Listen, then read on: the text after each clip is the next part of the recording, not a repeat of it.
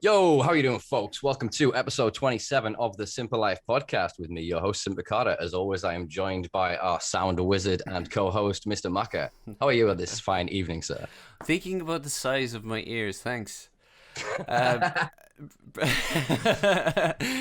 for those of you that won't actually hear or have any fucking context of what that's actually about, just before he said "yo," he said, "Is your little ears ready?" And I was genuinely imagining the actual size of my ears, not in any sort of insecure way, but I was like, I wonder what actual size they are, kind of a thing. You know, that kind of way. Anyway, I'm doing very well, thank you very much. I'm enjoying all the lightness and brightness and warmth of the outsideness. There you go. That's about as awkward as I can be. I can't squeeze it for any more. There you go. Back.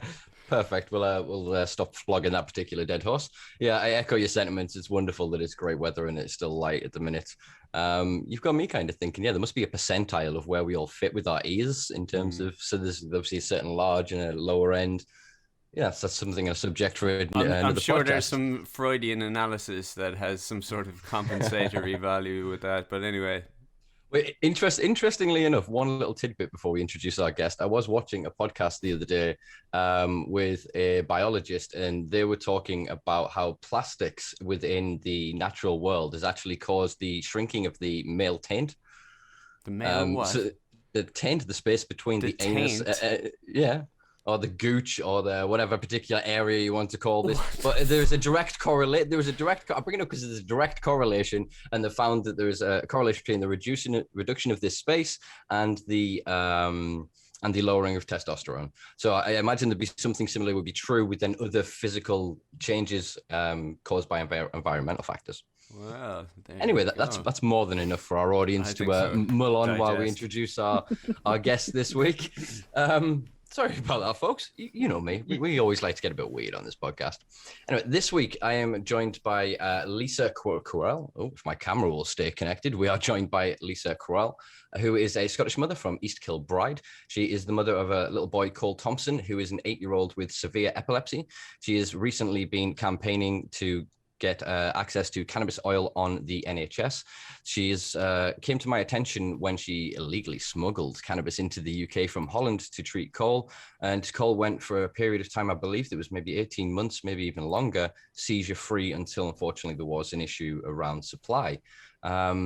Lisa has obviously been an outspoken advocate for access to cannabis for children with epilepsy. And it's a real pleasure to have her on this evening. So without further ado, I'll throw you over to Lisa to give a bit of a better introduction. Hi, thank you for having me. Welcome. Yeah, pretty much as you said, I have two boys, Dylan who's 11, Cole who's 8, he'll be 9 in July. Cole was diagnosed at just 3 months old with focal epilepsy, and he was then diagnosed with drug-resistant focal epilepsy when he was just a year old. He has tried 20 different medications. He had brain surgery at 2.5 and had part of his temporal lobe removed, about a 2 centimetre cubed area. And he managed to get 6 months seizure-free after surgery. However, unfortunately, the seizures came back, and he tried all different medications, tried 2 and 3, 4 at a time. Nothing seemed to work until they got so bad that I had nowhere left to turn, and the NHS had basically told me that the only option left for Cole was to continue trying medicines he'd already tried and failed, or a second brain surgery.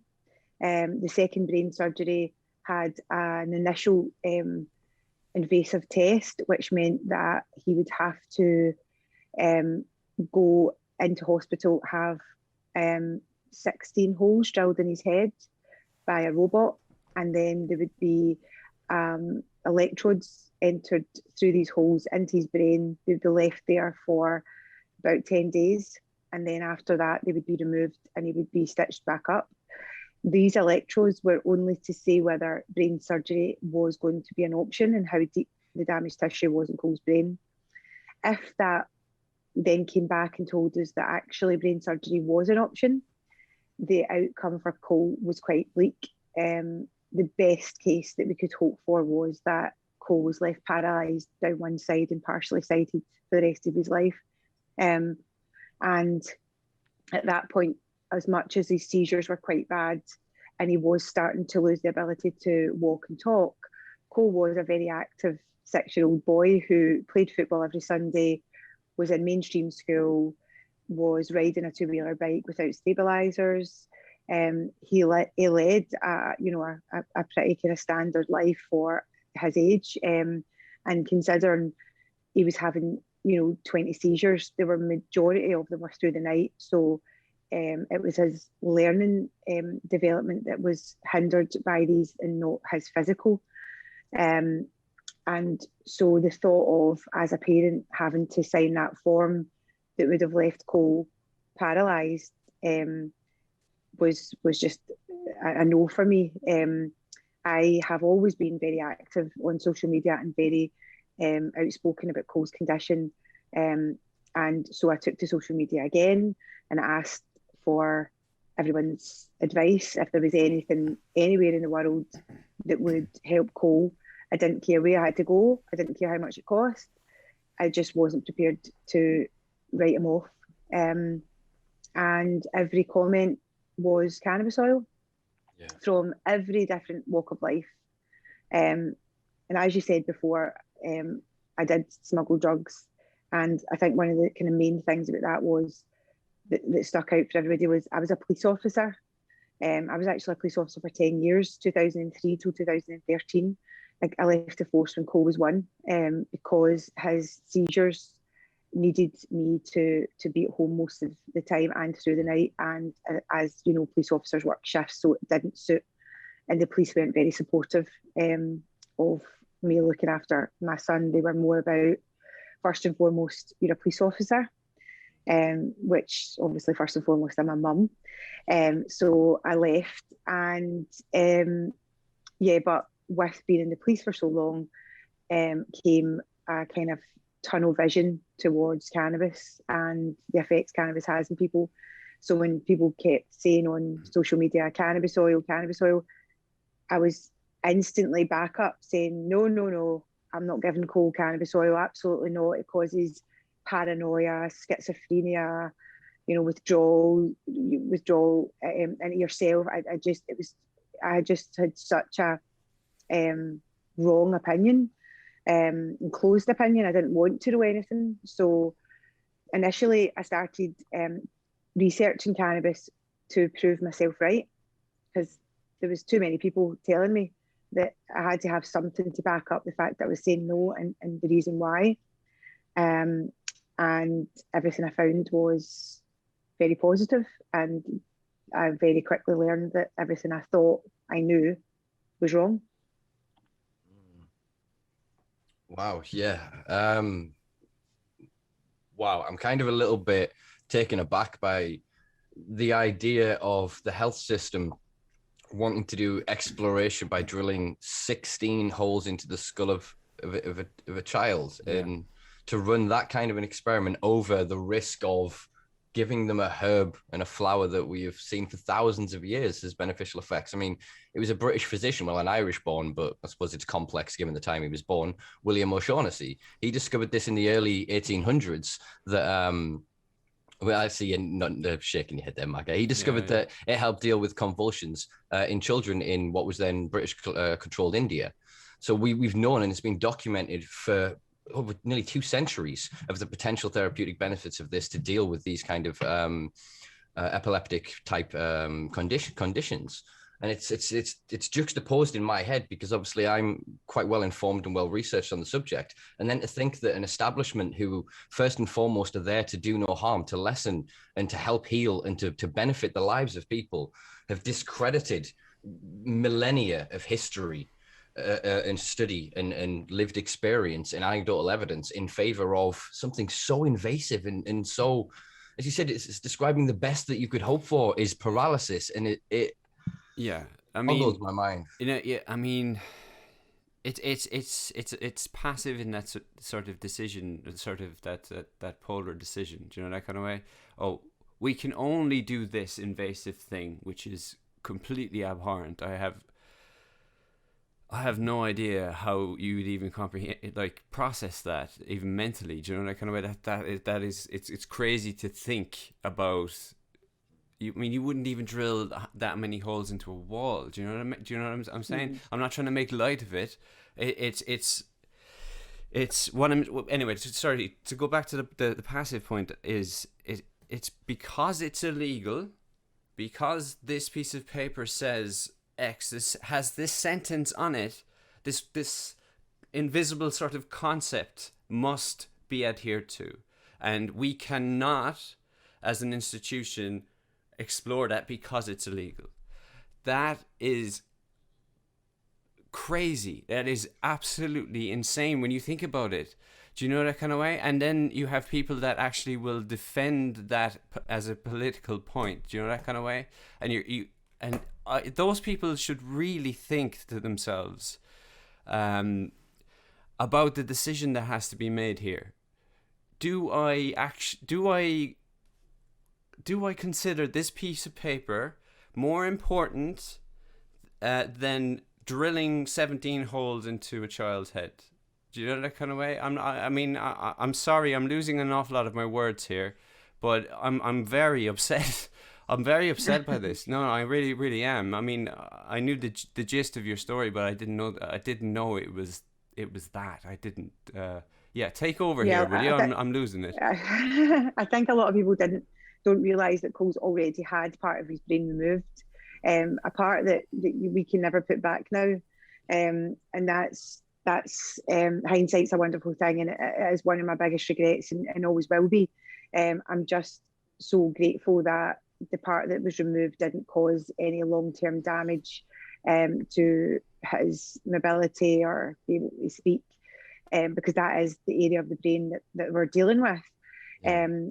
The other thing as well is, it is completely legal for them to prescribe what Cole needs. Cole needs what he's currently on Bedrolite, but he needs an oil that's CBD with a small amount of THC, and that Bedrolite is completely legal for them to prescribe. However, they hide behind guidelines, and the guidelines that they hide behind are the BPNA, the British Paediatric Neurology Association, and they are a self-appointed charity who are known to work and give their expert opinion to companies such as GW Pharmaceuticals.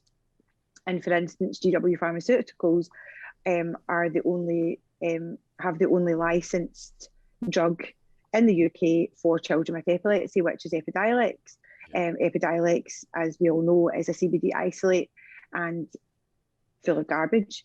And Cole was one of 5 children in the whole of Scotland that was allowed to try that. And when he was offered it, I knew that it wasn't going to work. At that point, he was already on whole plant, and it didn't have enough THC in it. And when it was offered, it was almost like, let's just try it, tick the box, say you've done it before you're allowed to move on to ask for a whole plant. Did I think for a minute that he was going to get so sick? Absolutely not. I kind of thought with going on other children that he would, maybe get better for a wee while, and then he would fall away from it again, like any other pharmaceutical drug, because Epidiolex is a pharmaceutical.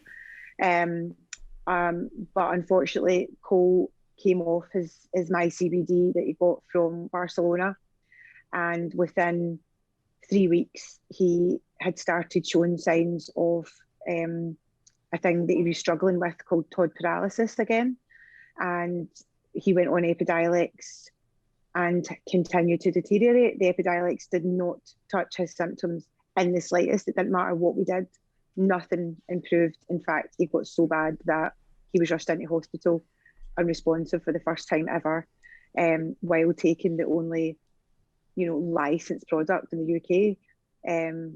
It just didn't agree with him. So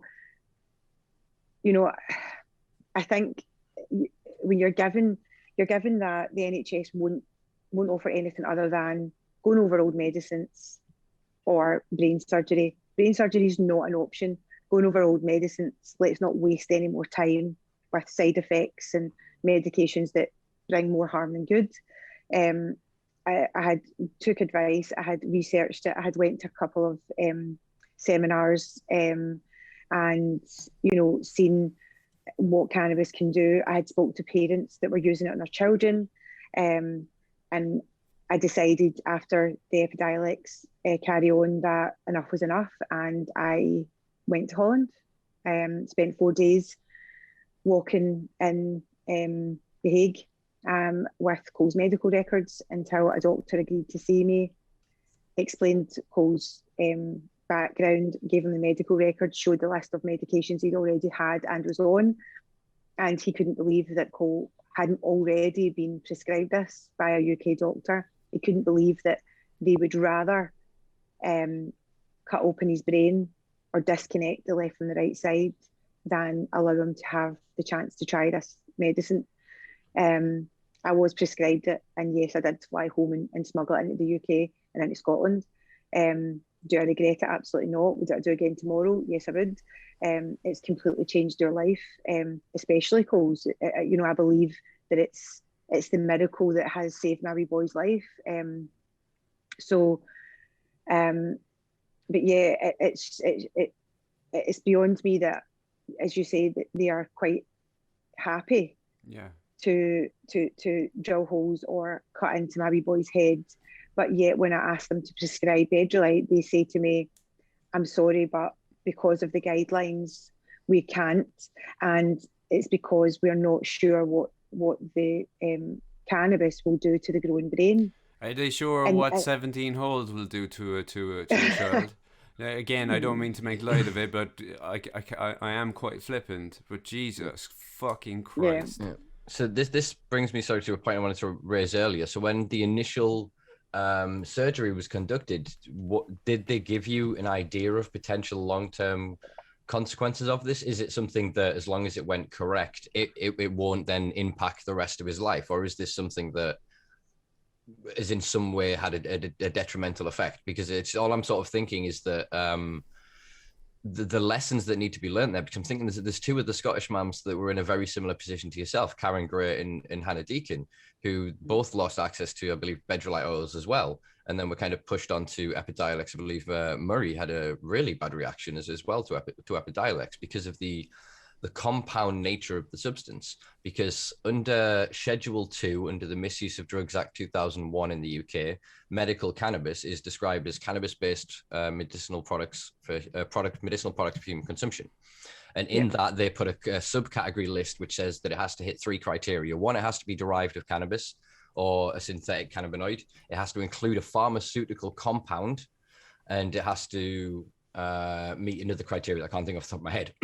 But that's the issue with them creating the licensed drugs, is they're then having to, instead of using whole plant products, they're having to mix them with these other compounds. And cannabis is evolved in its isolation, and we have evolved with our endocannabinoid system in isolation, so that, or rather in symbiotic relationship with cannabis and with other foods and sources that give us regulation of our endocannabinoid system. And so it's this warped understanding of science that they're not quite getting their head around. They're trying to force the multifaceted nature of cannabis through a traditional single-use, single-symptom, triple placebo, blind controlled study model of pharmacology, and it just doesn't work. So part of me can understand their ignorance, but part of it is then they're standing on moralizing. They're going, oh, these poor children, we've got to protect them from cannabis, which in the entirety of humanity has never taken a life. Yet they then want to go to a calculation of, oh, we'll try brain surgery, we'll try these combinations of drugs. And then you end up just chasing the symptoms, trying to just run it down and going, how has this condition actually been affected? Because all we're doing is symptom management. And I think that we're on a precipice of having that kind of conversation. But the problem is exactly what happened in late 2018 and early 2019 when Epidiolex was kind of shoved on people to go, no, what you've got's illegal. You're doing it the wrong way. This is the right product. And everybody that was kind of forced upon went, no, this won't work. The profile of it is not what we need. It's not whole plant. We know what's going to affect our children. And I think that it's basically, it's about money and control, isn't it? Why they've pushed this, because at the minute there's only 2 legal cannabis products in the UK. Both of them, as you said, are GW, it's Sativex and Epidiolex. Everything else is an unregulated licensed medication. And that gives them a nice little area that they can collect all of this data of real world experimentation of people consuming it without having or absorbing any of the liability. And they're quite happy to do that in adults, but because of the moralizing for decades and generations of save the children from cannabis, they suddenly can't change that position, because if they change it around a cannabis medication, then how can the police be going and arresting and destroying the lives of 15, 16, 17-year-olds for having a 10, 20 bag on them? It erodes the whole argument. So they're trying to prop up the moralizing argument of recreational druggies and keeping them away from the decent folk of society. And the consequence of this is children like your son are put at this insane risk that in 10, 20, 30 years, when we can look in hindsight, I seriously hope the medical establishment is disgusted by this, that they are mortified by the way that they have dealt with this, because it's not just children with epilepsy. If you then look at the paradigm around cancer, GW have a patent from 2010 for cannabinoids causing apoptosis or cellular death in tumors. They know that they can use cannabis to treat cancer, yet we're still having this debate. They're still raiding and locking up people that are growing their own plants. So I think it's unfortunate that we're in this position, but I think that, and I don't mean this to sound callous, but that you're in a position of the optics of it being a child as well means that it gains a bit more sympathy from the establishment. For all they're very cold and very factual, it's still hard for them to look at a child that could potentially have a seizure that could kill them at any time and refute that and go, no, well, our laws say this and our rules say this. Well, you would think that, but that isn't what I've experienced. Bearing in mind that Cole was rushed into hospital. It was the end of March. He was unresponsive, and the medical team that's been with us since he was 3 months old put their head in their hands and said, I have never seen anything like it. Never have I seen a child deteriorate so quickly. And we've done test after test and we can't find what's going on. And I said, it's the Epidiolex. It's killing him. There's something in it that doesn't agree with him and he needs to get off it, and we need to go back onto whole plant. And they basically said, you do what you need to do. We're not getting involved. We won't support you. But basically, they'll turn a blind eye and allow me to do it. So it's me that takes the risk. But all I cared was they knew I was doing it, so there was no risk with anything else in his system. And nothing made him sicker than he already was. At this point, Cole had went from, as I said, riding a two-wheeler bike to being unable to walk, unable to talk, and he couldn't even eat at this point. He was having a liquefied diet, and he was completely he wasn't like my wee boy. He was just lost, and he was lost so much weight. Then I started giving him his Bedrolite, and I started giving him Bedrolite. His seizures halved that night. The next night, I gave him it again, and they halved again. And then on the third day, they decided that they were giving him phenytoin and a loading dose of phenytoin, which meant that I couldn't give him his Bedrolite because it runs off your liver and it's very toxic in the body. And where he would normally be getting, say, 10 mils at night, they were giving him 70 or 80 mils to reboot his system. And so I had to wait 2 days and then start the Bedrolite again. But by the 11th of April, Cole was back running into school. And I have daily videos of Cole deteriorating and daily videos of Cole coming back. The first time he stood, the first time he spoke. Obviously, I was filming with the BBC undercover that nobody knew for the BBC disclosure. And they documented everything as well. So it wasn't like I was just videoing the bits that I wanted people to see. And they videoed me smuggling the cannabis over and giving Cole his first dose of cannabis, which all could have went horribly wrong, but thankfully it didn't. And as a parent, I knew it wasn't. I wouldn't, my child's not a guinea pig, I wouldn't do that. And I've been accused of that so many times, especially by medical professionals that want to experiment on his brain. But yeah, I'm the one using him as a guinea pig. So, Cole ran into school on the 11th of April, and his consultant at the time had been away on holiday for a few weeks. So the last he had seen him, he was unresponsive in a bed, and we were at our wit's end, and there was nowhere else to go. He basically said to me, stop this. He will continue to deteriorate and die. We need to get surgery. This is what's happening. And And then he went away on holiday, and when he came back, we had an appointment a couple of weeks later, and I couldn't wait to take Cole in to see him. I couldn't wait because I thought, you might have thought I was wrong. You might have thought I was full of, he called it internet propaganda, stop my nonsense. I got it all. But when you see him, you'll know. And I thought he will be delighted. And he never lifted his head off the paper and refused to accept that it was cannabis that had done this. And it turned out that they had now and still say that it's the phenytoin, the other drug that they gave Cole while he was in hospital. This drug, which is one of the oldest drugs in the UK that is prescribed, it is very toxic, so toxic that his blood levels have to get checked for his liver function every wee while, or he can die. It causes rare forms of cancer, it causes liver damage, it causes gum disease, heart disease. I mean, it's horrific. But yet that was the drug, according to Cole's medical team, that took Cole from a wheelchair and made him run within 2 weeks back into school. It is just, that's what I'm up against. So just because he's a young child, you would think that there was more sympathy or emotions around it. The fact that it's not a placebo, because I've heard, there's a placebo involved, which is nonsense, because I have had placebo. So if Cole's had any other drug in the 8 years that I've had him, I'll imagine and I'll say, oh, I think he's getting better to his dad, or do you think he slept better last night? He looks like he's eating better, because I desperately wanted him to get better. That never happened. That was just me wanting it to happen. However, Cole doesn't know what placebo is. He's only a wee boy, and there's no placebo that's, one, going to affect a child, and two, take a child from being unable to swallow and walk and talk to running and singing again. That's just not the case. It's showing the more of the people who are brave enough, whether it be parents or individuals, that are then fighting against the medical establishment, that are then being brave enough to refuse treatments and are then treating, curing, and recuperating from certain ailments and conditions. And then, they're left dumbfounded by the fact that the medical establishment, rather than looking and going, oh my God, I give you a terminal illness, a terminal diagnosis 6 months ago, and you're still here 5 years later. So they're them. Oh, it's a fluke. Or I've even heard it from doctors. It must have been God. It's just, you're just lucky. They would rather attribute it to anything than the oldest symbiotic herbal therapy remedy that we have had. So it's prevalent in all of the ancient societies. Wherever you look back, for as long as we have recorded history, we have recorded the use of cannabis.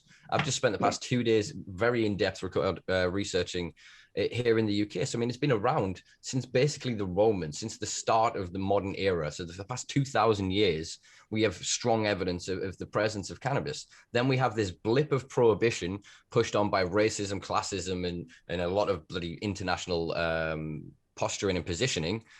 And then you suddenly eradicate this. All the universities remove all the education. The people who had the knowledge die. Anybody that then espouses the truth or the knowledge of this is then criminalized and locked away. So just that small period of, even say, if you want to call it 100 years, so say prohibition started in 28 to where we are now, that I would say has hampered the evolution of the medical practice by a good couple of centuries, not just the century it's lost now, but by the ignorance of it and the harm that's been caused from that. So then us going down the routes of creating chemotherapy to treat cancer. Do you know what I mean? When we're looking at then the alternative of something therapeutic like cannabis plus lifestyle changes. Do you know what I mean? It's this is such a much less invasive option in cannabis, but it is that moralizing is so powerful and palpable. And it kind of brings us on to a question that I wanted to ask you, in that obviously you said that you served in the police for 10 years. So how did you sort of personally find it with the cognitive dissonance in your own mind, the two kind of voices of going, I'm like police officer mentality, and then going, well, this is what I'm reading, this is what I'm learning, and then this is what I'm seeing. How does that kind of sit in your own brain? Initially, I kind of fought against it. I kept looking for what I thought. And then I went through a period of realising that not only had I been so wrong, but I had been wrongly educated, and the knowledge that I had, because prior to being a police officer, I actually worked in a doctor's surgery as a receptionist for 5 years. So all of that as well, I couldn't believe how wrong everything was and how twisted everything was. And then I kind of had probably a big part of parent guilt, because the parent guilt is the most horrific feeling in the world. And I kept thinking, why was I so stupid? Why did I take their word over everything that they've ever said? They gave me a drug for my wee boy and I just gave him it. I didn't question it. I didn't read the small print. I listened to the side effects they told me and said, these are the side effects to look out for. If he comes out with a rash, phone us straight away and he needs to stop it immediately. If he starts saying he's tired all the time, phone us. If he's got sore heads, if he becomes violent, aggressive, you know, all these kind of side effects. And Cole had every one from every drug he had ever taken. He would only be on it for a couple of weeks. So I suppose I went through a kind of downer, if you like, for a couple of weeks, because I was just like, I can't believe how stupid I have been, how highly fooled I have been. And then obviously it set me on this path that I was determined that not only was I going to get what I needed for my wee boy, but I was going to shout as loud as I possibly could, because I didn't want any other parent to be in the position that I was in and know that there was other options there. The NHS might not be able to offer anything, but there are other options. Just because they can't offer it doesn't mean it's not available. And that's now obviously apparent because of the private clinics that have popped up, which is against everything that I believe, if I'm honest, because, you know, the NHS system is there to help everyone and not people who don't have a lot of money. And there is this two-tier system that's been created, where if you have money, you can afford this life-changing medicine and nobody's going to look down their nose at you. But if you don't have the money, you need to beg and borrow, sell your house and plead to be able to access it. And for myself, I think as adults, obviously you can make your own mind up as to where you get your cannabis from. As a parent, we don't have that because it's just too risky. I already had police involvement after it went public that I had smuggled drugs into the UK. I had the police at my door.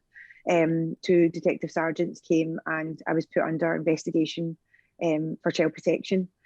They didn't bring any criminal charges to me, but, you know, that probably would have not been as worrying as having education, health, police, social work, all then sit round a table and discuss whether I'm a suitable parent to my boys. And it was terrifying, because you start then, you almost doubt everything. So I started thinking, are they on their Xbox too much? Are they going to bed at a reasonable time? Am I going to get into trouble for this? When really all I'm trying to do is keep my wee boy alive, safe, and not disabled like they were trying to put him in a wheelchair. And I was punished and I was threatened and I was bullied because of it. And I just think that now I'm even more determined, because I spoke to another parent not long ago, a couple of weeks ago, who is in Scotland. He's in this end of Scotland, near Glasgow, and his daughter is where Cole was 2 years ago. She's tried all the medications, she's had brain surgery, her seizures have got worse, and the hospital are blaming it on her epilepsy. She's tried Epidiolex, didn't work, and she goes to the doctors and he says, what about that wee boy Cole? What about Bedrolite? Can we try that? And they say, we're not willing to discuss that with you. We don't offer that kind of cannabis oil. We only offer Epidiolex, and it hasn't worked. So the next thing for your daughter is brain surgery. And he read my story in the paper. He reached out and we spoke, and I was heartbroken, because I thought, I've been doing this now for 2 years. I started campaigning in October 2018, just before the law was changed. That's when I started properly looking into it. And I went to Holland March 2019. So Cole's now been taking Bedrolite for 2 years. And as you said earlier, he was 18 months seizure free. And the only reason his seizures came back was because the hospital decided that the Phenatone brand that he was on, they were changing it to the cheaper brand. And Phenatone causes seizures when it gets to a certain level in your liver function. So they changed the brand. It knocked him off. He had a couple of very minor seizures, 5 seconds. He's had probably maybe kind of 1-2 a week at the very most since September. But, you know, I had to fight to get that back, and get him back. But back to Stephen and his daughter, you know, he's read my story. He goes to the clinical team in the same hospital that Cole's in and says, what about this? And they say, no, I'm sorry, but we're not willing to speak about it. And I was heartbroken because I thought, 2 years, they know how well Cole's doing.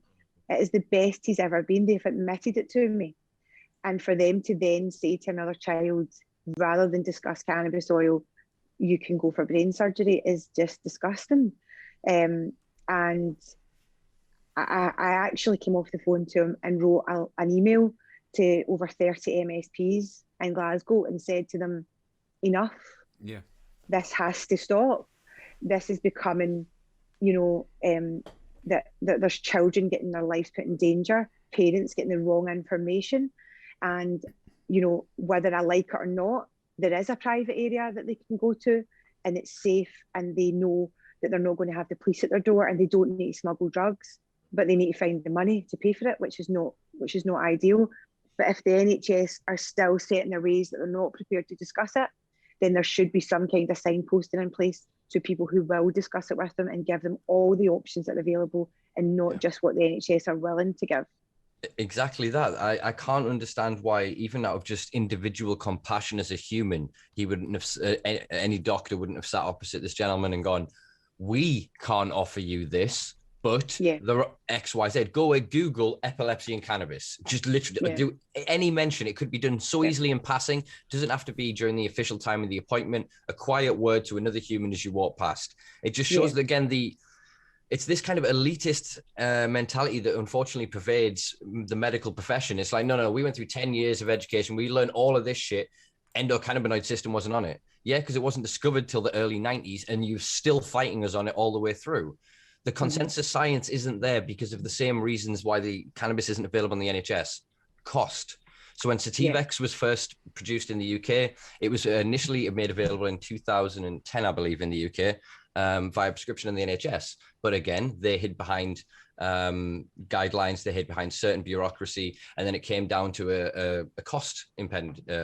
And it was basically, it was somewhere in the region of, I think, 300 to 400 quid for the Sativex spray for a month, 2 months, or whatever the amount it was. And the calculation of that, when the NHS obviously then use a prescription cost of £7, £8, they couldn't afford that loss. So it was then put on a case-by-case basis. So GW then got a contract with the German-based pharmaceutical company Bayer, that we all remember from history, no doubt. And they were able to then create distribution rights with Sativex to, I think they're now up to, 30 different countries. So while they were then creating this cartel of them producing this, all of this evidence, they were doing all this research, they were creating all of these patents, they were looking into epilepsy. I mean, Epidiolex didn't just appear in 2015. They went through stage 1, 2, and 3 phase trials that took a decade. So again, that the evidence has been there, the knowledge has been there, even the idea of it has been there within the establishment. But the issue isn't just cost. It's about the cost. It's about greed. Because what we now know is there are several sitting MPs from multiple parties that are directly invested or are directly going to benefit from the curtailing of a legalization movement. They are working towards creating a very narrow funnel to which you pour the cannabis consumer in, and they come out as pharmaceutical single-use maintenance drug consumers. So they're not grow your own. They're not access from an illegitimate source. They can't make their own decisions. They're going, okay, if you want medical cannabis, you're either a criminal or you come and you get registered with us and we create these data sets, and we can then move from a raw product into compounds like Epidiolex that, by the nature of the legislation that they fought to create, makes the drugs unsafe. So when they're now talking about the dangers of THC and they talk about the dangers of other cannabinoid compounds, What they're actually doing is research on their own synthetic compounds and finding that they're dangerous, then using that information to manipulate and bully, whether it be from the MHRA, the FSA, the Home Office, whomever, into implementing regulations and rules that directly benefit huge international conglomerates. Because guess what they spent the past 30 years doing while they were criminalizing cannabis? Patenting all the goddamn compounds, patenting the extraction methods, creating distribution networks, creating contracts for a global takeover of a medical cannabis system that will sooner reach the point of making trillions before it'll give children like your own access to this at a reasonable price. One of the things that I've been rallying for recently, and that I've started pushing and prodding my people I know at the Green Party on, is the idea of the NHS cultivating and selling cannabis. Like, it is a no goddamn brainer. You create an adult consumption market. You then grow, air quotes, pharmaceutical grade, good manufactured practice cannabis. You then sell that to the population, use the taxation of this to offset costs within the NHS while creating your own wing for research and development to create these products, and then actually look at the evidence and go whole plant over isolated compound and go, screw it, give them the whole plant. Actually go for efficacy over profitability. Go for access over patenting it and creating these narrow pathways towards treatment. Yeah. So that's sorry, go on. It's disgusting. It's greed. It's greed. It's it's corruption, and it infuriates me because Cole's my baby. My boys are my world. So, I always say to them, I'm not there to make friends. This is personal to me. This isn't political. This is personal. And they just, one blames the other. The UK government, I went down to see them. They sent me home to Scotland and said, it's your own Scottish government.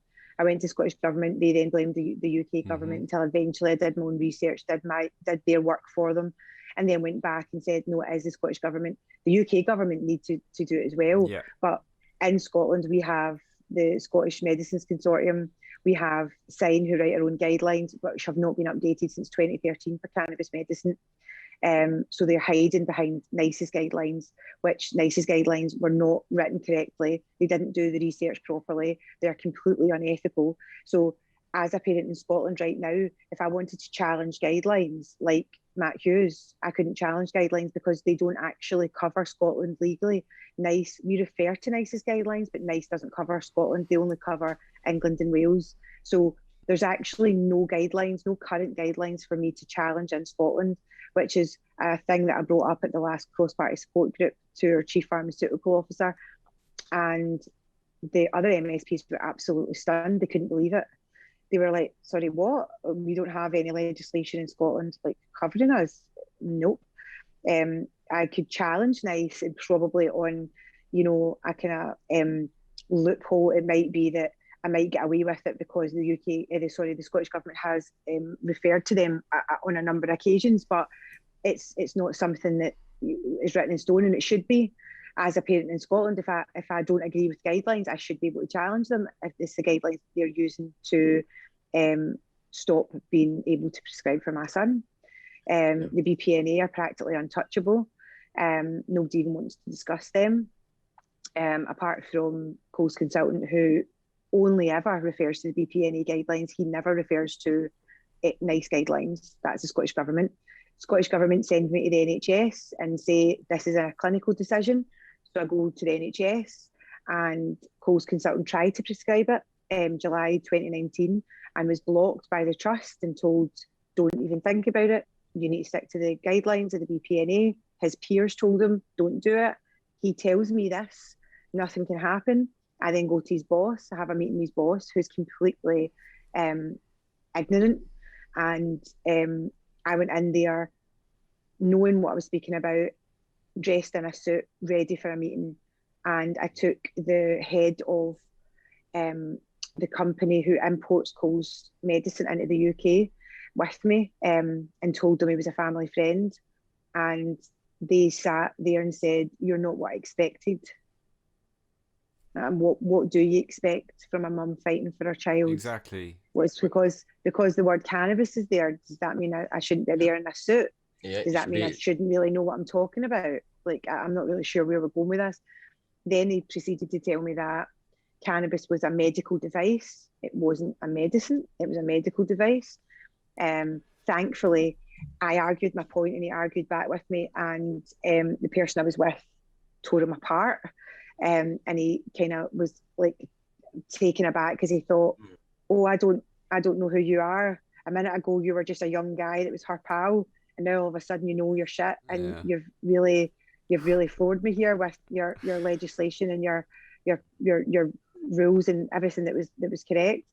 But that's what you're up against. You know, the word cannabis also brings people that look down their nose at you, and it infuriates me because it shouldn't be like that. There's this, you know, stigma attached to cannabis that the minute you bring it up, you're almost a different person. It's like you're not what I expected. Yeah. I'm really not sure what you expect, to be honest. Well, it just shows the level of ignorance of this. And again, unfortunately, we suffer massively, especially at the back end of the 20th century and into the 21st century, with over-specialization in industry. So people end up getting so laser focused into a subject that they learn about it in isolation to other things. So you'll end up with neurologists that study so far into the specifics of their field that they lose any advancement of any other part of the body. Yeah. Do you know what I mean? So they then fail to see how this fits into the larger picture. And I think part of that, along with a certain sense of the Dunning-Kruger effect, which is that sort of ignorance pervades a limited amount of knowledge, so that the less you know on something, the more you feel informed on it. Once you then realize you don't know something, you kind of dip, and then confidence arises as you gain knowledge over time. Yeah. And I think that happens massively in the medical field. Of they go, I know my shit. And I remember from 40 years ago, back in med school, I learned this about that, so it can't be correlated to that. And that's how you end up with some people like the thing that they say, if you go to a headache to 3 specialists, if you go to a neurologist, a virologist, and a psychologist is going to say you're nuts. The virologist is going to say you got a bacterial infection, and the neurologist is going to say it's a tumor.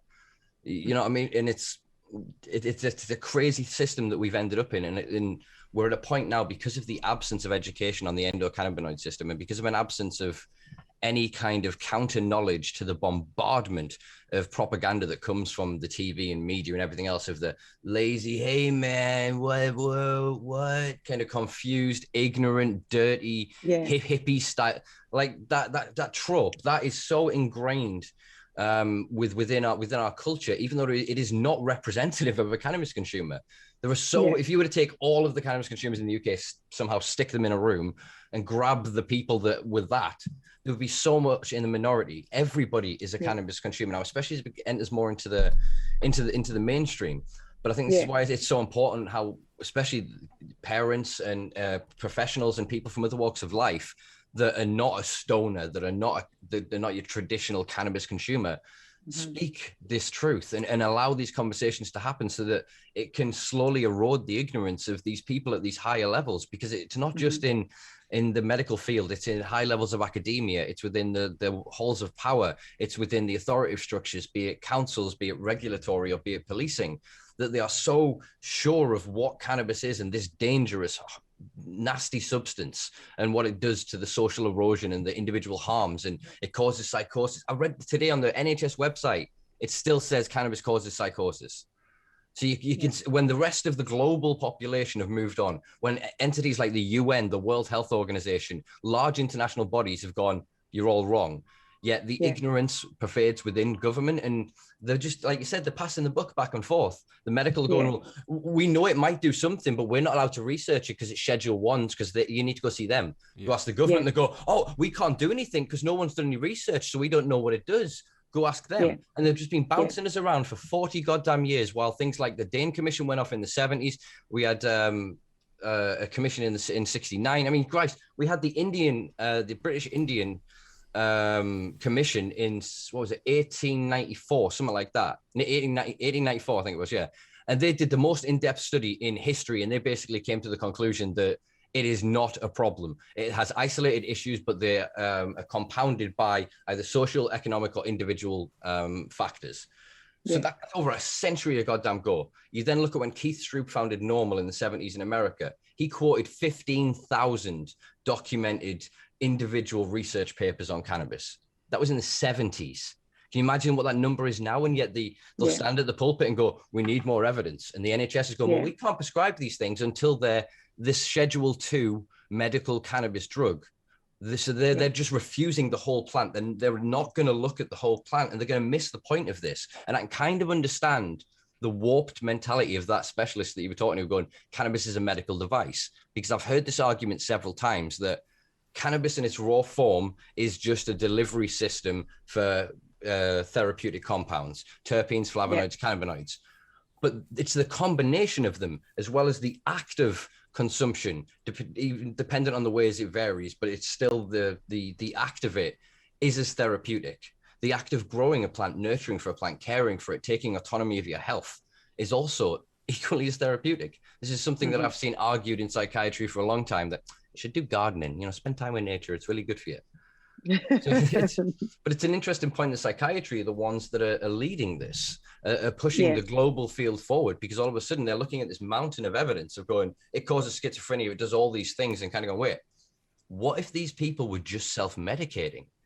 And all of a sudden they can look through these thousands of files and go and extrapolate real world meaningful data, and then create trials that fit cannabis. Instead of going, oh, we need to create a placebo for weed. How can you create, as I say, if you were then going to go for combustible cannabis, how do you create a placebo for somebody to smoke weed and someone to not? Like I said, it's so prevalent, and the idea of the placebo effect is so pervasive within our consciousness that it's not even about awareness of it. There is something deep within the mammalian brain, like before the neurocortex, that works this shit out. That by inaction of you trying to get better, you get better. Do you know? And having that autonomy, that mechanism, and I think that needs to be included in the conversation. Obviously, not so much, I suppose, for your current situation, but especially for people with conditions into adulthood, because they then should have that legal right to make those independent choices. So, I mean, that brings us on to a question that I wanted to ask, which is, how would you like to see it work in Scotland? What would you ideally, what's the mechanism by which, in a perfect world, you access Cole's medicine and you're able to document and speak openly about his journey through the medical system? I think that what the Sapphire Clinic are doing, in the way that they are allowing prescriptions, and they have people using it, sign forms to say, we want to keep a good track of what's going on. We want to use this for future to have the correct data used.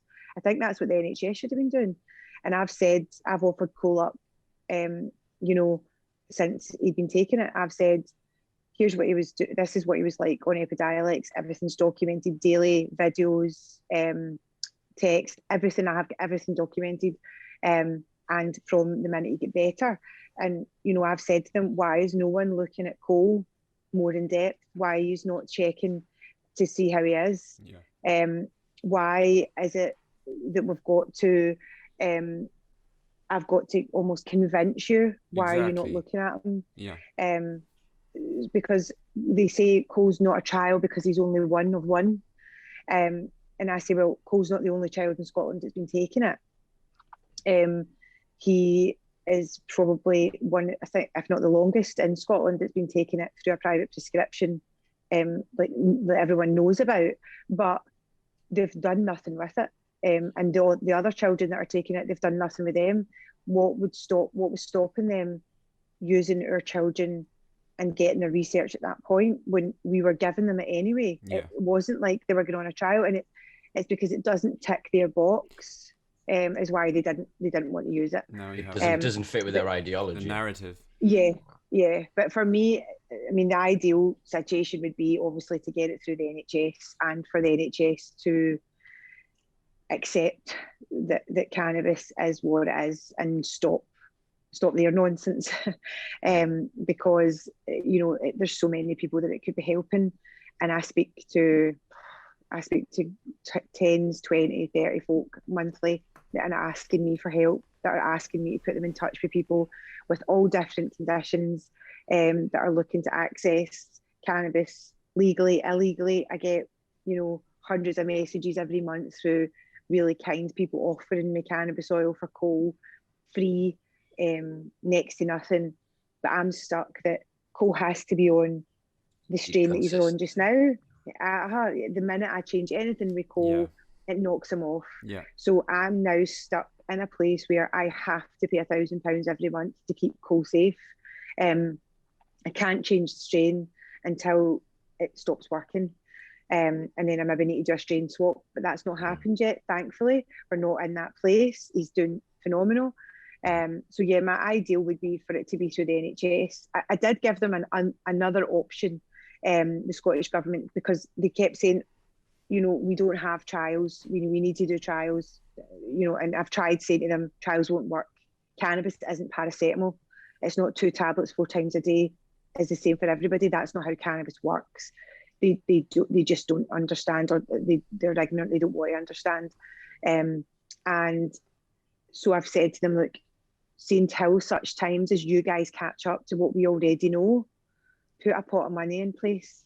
Because if you're going to go down the private route and you're going to force everyone to go private, then put money in place to allow people to access it.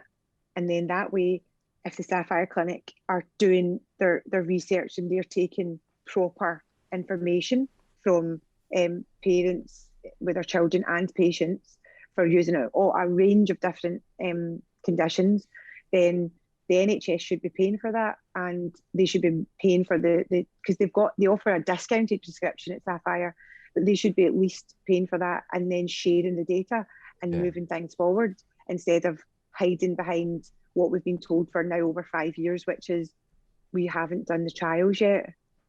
I keep getting told there's trials underway, but there isn't. Nobody started trials. There's no trials. Part of me wants to say that actually British Sugar and Big Pharma, as it were, should be at the held a financial knife point for this. Do you know that kind of way? It's like while you're fucking around, do you know what I mean? So much damage is being caused.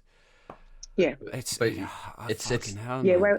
While they're getting greedy, rich, and blocking everyone else, criminalising, demonising everybody, there's children that are having their brains cut open. This week there will be a child that's having part of their brain removed in either Glasgow Sick Kids Hospital or Edinburgh Sick Kids Hospital. That child that's having part of their brain removed could be on cannabis medicine, and it could be changing their life like it did with Cole. Yeah. And they won't ever know because they've never gave them the option. And not only that, they've hidden it. They've actively hidden it. They've criminalized the adult consumption and the cultural implications of it, and they've demonized it to such a point that even if they heard that word exactly as you did, it'll have just kind of washed over and no, it can't be. And it's only until the volume, or until we are supposed in combination of arriving to a point of desperation. That's one of the things that hurts me most about. I've heard personal stories from so many people from all over the place, and the great deal of it, if they haven't had a cultural interaction with the recreational side of it, the adult consumption side of it, they have to wait to a point of either near death or serious desperation of destitution to even think of, oh well, now I'll break the law. And it just shows the obligation that the system has, the government has. The only reason for it rather is for it to help the people. And now it's not helping, it's been shown that they've actively been harming for such a long period of time. One of the things that worries me about the mechanism that you've just described is that is effectively the government subsidizing the private collection of data. We don't know the direction that Sapphire, the medical cannabis clinics, or any of these others are going in. Mm-hmm. But what we do know is that some of their doctors that they've got on board have patents for synthetic cannabinoids. And if they then can't create trials, the way they then get to these associations and these outliers of regulators is they can then go, we've been using raw cannabis to treat X, Y, Z for however many years. We can show efficacy of this, this, and this. Is this enough of a start point plus our big money to get us where we want to be? Because then it becomes a point of all of these people of the unlicensed. This is just a Wild West. So all these people that are buzzing because there's like 3,000 people odd that have got a cannabis prescription for raw flower, and they're running around smoking, thinking that they're brilliant.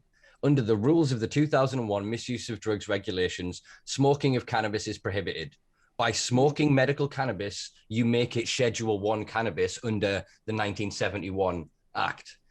So they're creating this horrible space of just bullshit while they can profit. And then they're going to be the ones that can swoop in and go, oh, we can fix this problem for you.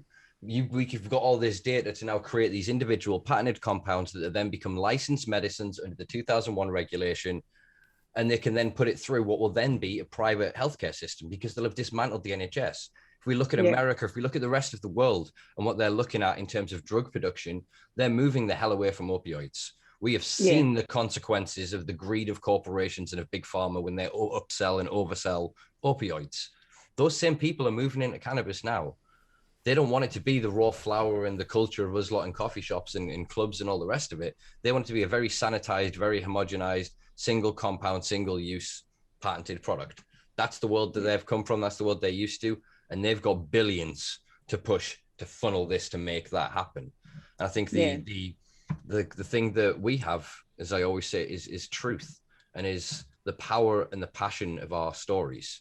And I think I'm just wanted to, again, sort of reiterate, thank you for coming on, because you've allowed me to kind of to think of this in a different way, in terms of some of the information that you've given me around Scotland. So there's a part of me is thinking, I remember the SNP was saying that under independence, they would look to create a legalized model. If then part of effectively the regulation, it's already devolved power to Scotland for certain regulations. Do you think there could be space to have conversations with the SNP or with other movements as part of an indie ref too, to have something that would defend this, that could create an independent nationalized health service that would be able to provide these cannabis medications? Short to that, no. And the reason that I say that is because for 2.5 years, I have been emailing, tweeting, contacting through Facebook our First Minister, Nicola Sturgeon, and I have yet to have a response. I have had no contact with our First Minister. And I mean, our First Minister, who used to be Health Minister, I've got people in my work that I work with who knew her as the Health Minister that contacted her directly, and she ignored them. I've emailed her and she's fobbed me off to the Health Minister, Jean Freeman, who is hopeless and hates me. And that's fine, because I don't particularly like her either. I've had 2 meetings with Jean Freeman, who's the Health Minister. The first one, she said to me, she wanted to meet me, and it was kind of cloak and dagger, and it was in the evening, and I thought, this is it, she's going to tell me something that's going to be positive. It was 2019, it was July, and I was supposed to be going to Portpatrick, which is a wee holiday place near us, about 2 hours drive, for 5 days with the kids, and we cut our holiday short by 2 days because I had to go to see Jean Freeman on the Wednesday, and we were supposed to be going on the Monday, so we didn't go. And I went to the meeting, and she said, I said to her, why did you ask me here then? And she said, well, because I've tried writing to you and you're not getting it, so I thought I would tell you to your face. And it wasn't what I can't do for you, it's what I won't do for you. Yes. And that was the big difference. And then I wrote to Nicola Sturgeon again after that and said, there's a clear issue between myself and Jean Freeman. I had took Cole to the second meeting to show her. I tried showing her a video of what Cole looks like taking a seizure, because it's not something that I post on social media. It's something that I will show in a private forum, if I meet the MSPs for the cross-party support group. I'm just not comfortable with him growing up and it being something that he can get bullied for, or it can come back and bite him. Yeah. So I tried showing her. She refused to look at it. She didn't acknowledge Cole in the slightest. She was rude, she was cheeky. So I then contacted Nicola Sturgeon and said, please don't send me to Jean Freeman. We don't get on, there's a personality clash. I want to hear from you as my First Minister of Scotland. I want to tell you about Cole, because I believe if you sat with me for 5 minutes, you would help me. And I haven't heard from her since. I emailed her a week and a half ago again and said, please will you help me? And please don't send this to anyone else. Please just you email me back and tell me either you will or you won't help me. Yeah. You can or you can't, but I need to hear it from you. And I got an email back from a policy team saying the Scottish Government don't feel it's appropriate to interact to interfere with a clinical decision. And with regards to funding, because I said, and if you won't help me, at least put funding in place to help Cole and other children that are having to pay this money every month. Because if it stopped, they would die. Yeah. And I got, you chose to go private, so you need to pay your private prescription. Because I cannot use NHS funding to pay for a private prescription. It would be misuse of NHS funds. So the experience I've had with the Scottish Government has been completely negative. The only one I would say has been phenomenal is Ronnie Cowan, the MP. He's been a great speaker in Parliament and seemed to be kind of fighting the cause, but there's been no movement with the SNP. And actually, I've had better support from Labour. One of my friends is a councillor in East Kilbride, and she's running for an MSP for Labour. And she's actually got on her campaign pledges. One of them is to sort the cannabis issue with regards to legislation and the prescribing of cannabis in Scotland. That's one of her pledges. The SNP won't even comment. They won't discuss it. They don't want to know. They just keep batting me back to the NHS saying it's not for us to decide. It's a clinical decision. I keep saying to them, there's guidelines that you can help with. Yeah. You may not be able to force a clinician to prescribe, but you can look at the guidelines. You can look at NICE and see that they're not worth the paper they're written on, and you can force sign to have up-to-date guidelines that are less restrictive. But they can also, surely sorry, I'm going to get really fucking annoyed here, right? But you're supposed to be in a fucking position of power. Do you know what I mean? To actually help people, and you're playing this fucking hokey cokey dance. The least you can do is allow this to happen. Do you know what I mean? To actually go, I'll ring up the clinician and go, or I'm being simplistic, and I'll go, listen to me. Before you go drilling into a child's head, you want to actually have a go at this, collect the data, whatever, it is fine to happen, and make a second fucking phone call to the police commissioner or whatever and go, this is the child that's going under this is the fucking parent, do not prosecute them, no matter where they get their actual their medicine from. I realize I'm shouting and I'm sorry, but no, I didn't know. But it doesn't need to be more complicated than that. It fucking doesn't. You are in a position of power. You are elected by the people. Fucking help. Sorry. Right. Love your passion as always, really do. But it's even simpler than that. We've seen it in various places around the world. It is the signing of a piece of paper.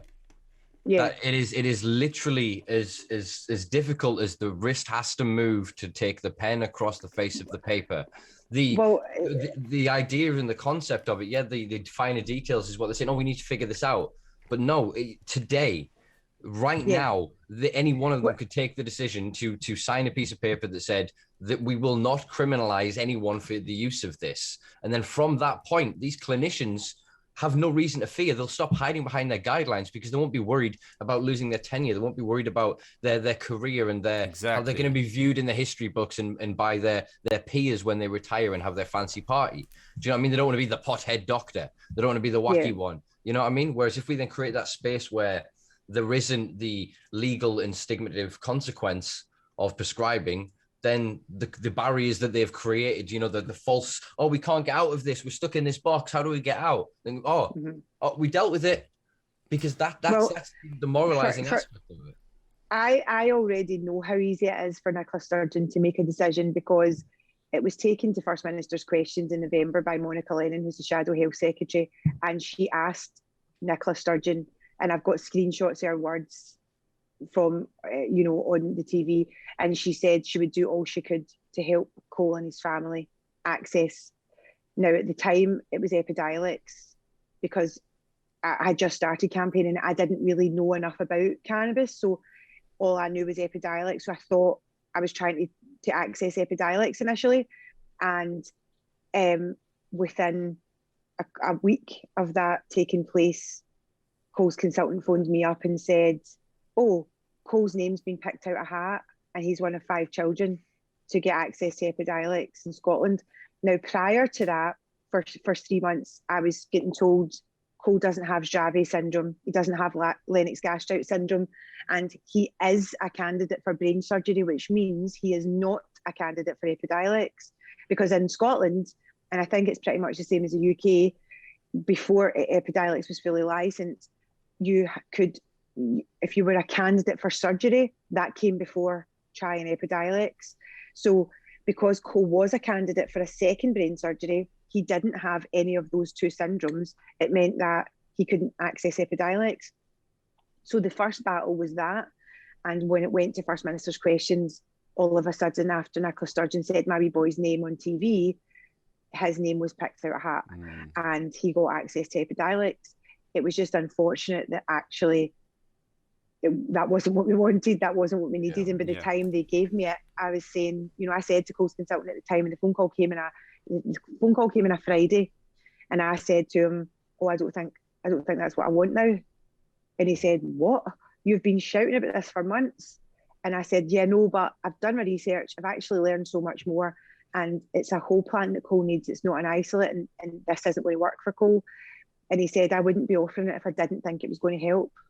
At least give it a try. I said to him, let me think about it over the weekend.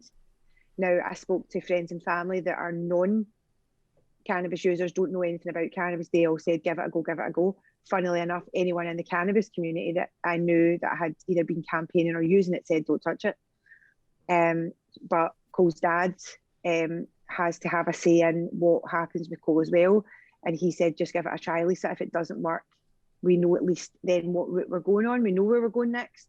And obviously it didn't work. So I know how easy it is for her to pick that phone up and for Cole's name to be picked out of a hat again. Yeah. She's just choosing not to. Yeah. Another question that I suppose it is a subject you're probably being informed of. I really hope I'm not informing you if this is the first time. Because of the triggering of Article 50 and Brexit, the issue around imported medications, etc.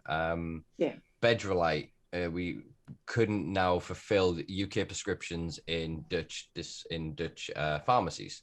A discretionary deal has been negotiated between the British and Dutch governments, but I believe that's only got a 6-month window, and I think we're a few months into that.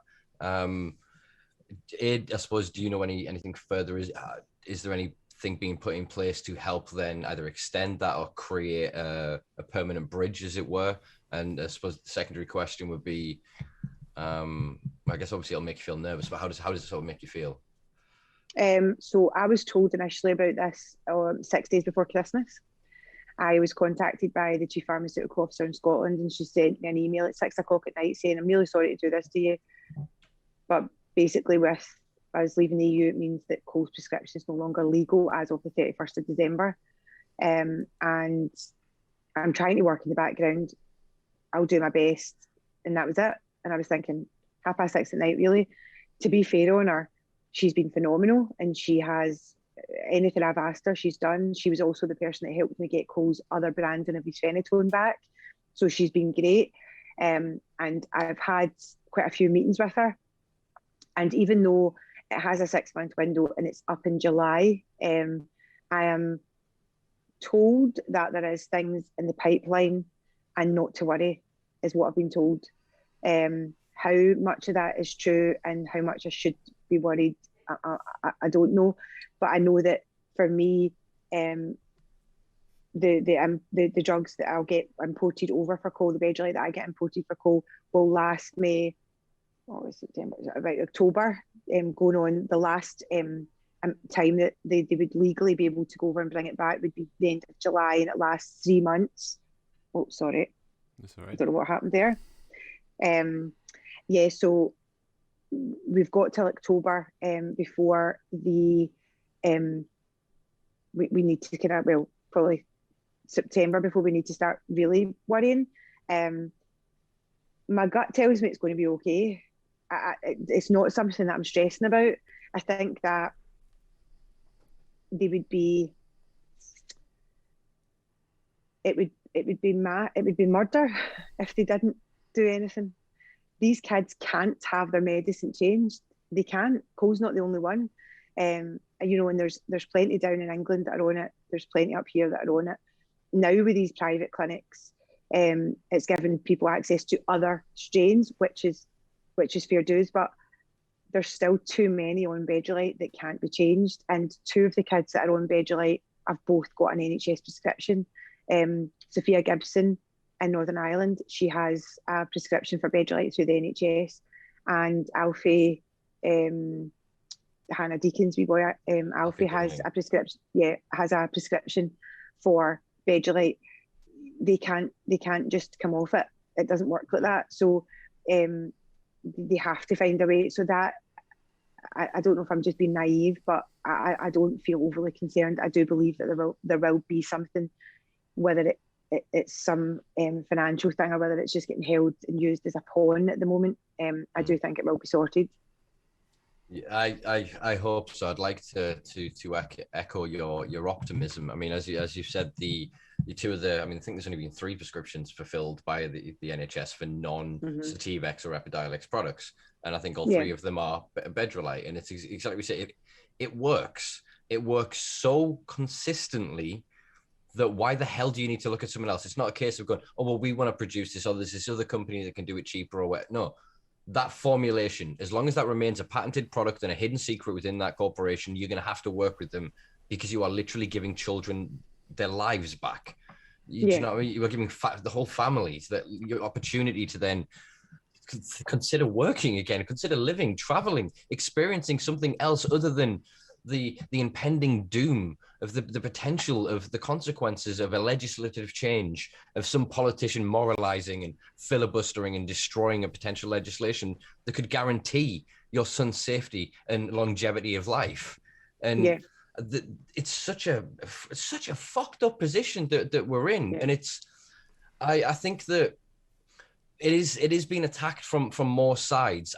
What I worry is that the people that are telling you that it's okay and the people that are smoothing it out and going, we got this, all they're doing is working on their own version of Bedrolite, and they'll go, oh, this company are now making this, and we've done this, and it'll work, and they'll put all the kids on it, and it'll all crash down like they did on Epidiolex, and they'll go, oh no, it's just you need to do more or do so, and they'll continue some bullshit, and tragically, potentially, a lot of lives will be lost, and for them, they won't care for the human cost. Because they're then looking, oh, well, then we can adapt it. We can do better. We'll do more trials. We'll pull the product, and they'll work towards that. They have to be the gatekeepers. They have to be the dealers and the healers. It's almost something in the establishment that can't allow this. It's like, no, we didn't come up with this. We didn't discover it. Therefore, you can't have it. So whereas if they can go, oh, we discovered this tiny compound in cannabis, and when you put it with this thing and we sell it to you, it's magic medicine. You grow it at home and make it in the same way, and it's a dangerous street drug. It's addictive. It causes psychosis, and it'll ruin lives. Yeah, and the damage that just that idea does to the potential of individuals then choosing cannabis over brain surgery, over potentially life-changing decisions. I mean, I think look at diabetes. We're still not having a conversation around diabetes. We know for a fact that the regulation of your endocannabinoid system, even by non-cannabis, by just balancing omegas, can reverse diabetes. Yet the NHS is still chopping off how many legs a week? Yeah. It's insane. We will rather mutilate somebody to hold true the tradition of medicine, as it were, rather than risking I don't know, that guy didn't go to my college. He doesn't have the fancy letters after his name, so we can't trust him. Doesn't matter that there's 10 million of him around the world, all with different stories, all with different narratives, all with different experiences. And it's the sheer weight and volume of the lived experience of this, of, like I said, the cultural, the historic evidence of cannabis permeating every corner of the planet. Yet the defense of this 100 years of ego, racism, bullshit, classism, it's insane. And I think that part of it is that, to not get too conspiratorial, is that the establishment, the elite of the system that is the democracy we live under in terms of a neoliberalistic society, the risk of the change of that if they suddenly not just go, oh yeah, what we do is medicine, but all of it has therapeutic value, they lose a huge control structure. They can't then demonize us. They can't attack us. They can't pull us over because, oh, we think that you're driving funny, so you might smell some cannabis and hear what you got in your pockets. That kind of once they lose that structure, they really start to lose the ability to keep us shackled and in place. And then the more we Yeah. consume compounds like cannabis and go into entheogenic substances and other things and have these like literally eye-opening experiences, it then modifies the culture. And I think they're so scared of the consequences of a potential new summer of love, another 60s movement happening, that they will throw countless children, countless individuals as fodder to perpetuate that narrative. And I think that we're in that horrible world where medical cannabis is sanitized and over here. And if you get your piece of paper, yeah, you're a decent folk. You can be a vicar, you can be whatever, and you retain your employment. It's then illegal to fire you. You've then got legal protections. You can drive your vehicle. You can do whatever else. But if you don't have that piece of paper, just by the nature of not having it, you are a dirty druggie that will steal from people. You're violent. You know what I mean? You're untrustworthy. All of these things that people project down onto them, and they push this criminality onto the idea. And that, as we've said a few times, that's the shield, that's the veil that they cover this truth that individuals like yourself, are trying to enunciate and trying to bring light to, and that are then facing this thing of, oh, well, you're experimenting with your child's life. You know, you're going to turn him into a druggie. What about his mental health? What about this? What about that? It's such a warped thing that if that individual would actually stop and go, wait, dead kid, illegally alive kid, or sorry to put it so bluntly, but dead kid, but legal. And in their head, they're literally going, that guy, I'd rather better dead and you follow the law than you break the law and save his fucking life. And that is, wow. Yeah. Wow. And do you know what? Well, Cole's... Sorry, go ahead. No, you go ahead. Cole's actually on the phenatone and Bedrolite, but the brand of phenatone that Cole's on, which is Delanton, is an unlicensed medicine in the UK. And is exactly the same as the Bedrolite, only it's not cannabis. But it's classed as a special, and it's imported by the same people that import Cole's Bedrolite, yet it's prescribed through the NHS. So I have Cole's on 2 specials. Both the drugs are imported by the same people, and yet I can pick one up from the chemist for free, and the other one I have to pay £1,000 a month for because it's got cannabis in it. Wow. It just the impediment that the propaganda and the stigma puts on access is, that is disturbing when you really think about it like that. Then you can see why. I mean, I often speak of, obviously, the war on drugs being like classist, because basically it's pay to play, especially once they start introducing fines. You get caught, you pay. I mean, it's to the point of, in America, you travel to the States and you go to hotels, you pay $250 as a fine. You can smoke weed in your hotel room. Yeah. It's just not a crime. They pay the fine and it's done. If you don't pay the fine, the police can come and you can get in serious trouble. So it creates that pay to play access. And so that people in your situation having to fundraise, having to beg, borrow, steal, and I don't mean that literally. I'm not saying allegedly, but do you know what I mean? You're put in a desperate situation. Sorry, it was a bad turn of phrase. You're put in a desperate situation where you have to then scramble to try and constantly find this continuation of funds just to get that the base minimum. Because I mean, even at this point, you've just found a point of stabilization. So now should be a point where the government, the benefit system, the establishment that is there to protect and help its citizens should be going, let's help now. What can we do? Let's not impoverish you. Let's not destroy his future. Because, I mean, it's all, no offense, well and good as saving his life. But if they're not then going to help him actually have a life and a future, what are we doing here? It's such an insane system.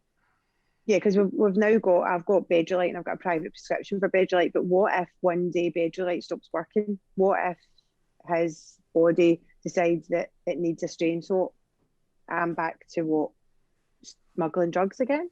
Mm-hmm. Where do I go? There's no options. Do I need to then go through the Sapphire Clinic and get something that they want to put me on?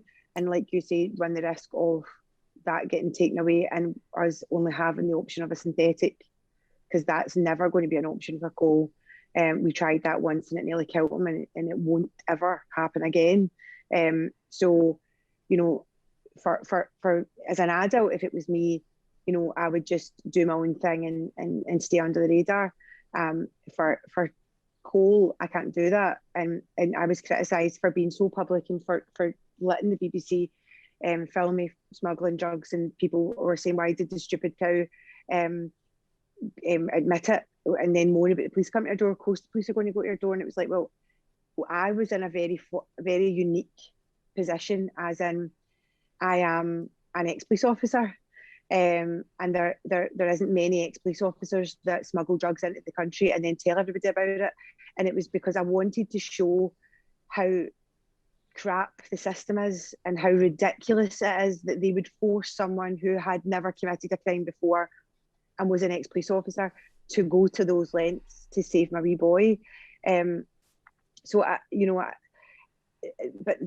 can go to those lengths, and now thankfully I've got Cole better. Thankfully I've got a private prescription. Thankfully I've got his medicine imported into Scotland. In fact, it's imported into the town I live in, and the importer doesn't charge me over and above to make money off my wee boy. He charges me what it would cost me if I was to go to Holland tomorrow, which is great.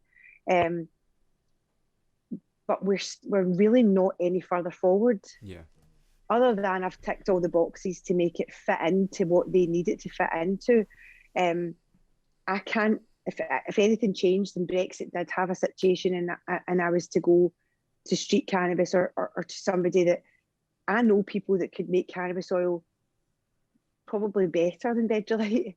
They have self-medicated forever and, know so much about cannabis that they could tell the so-called experts in private clinics more in their sleep.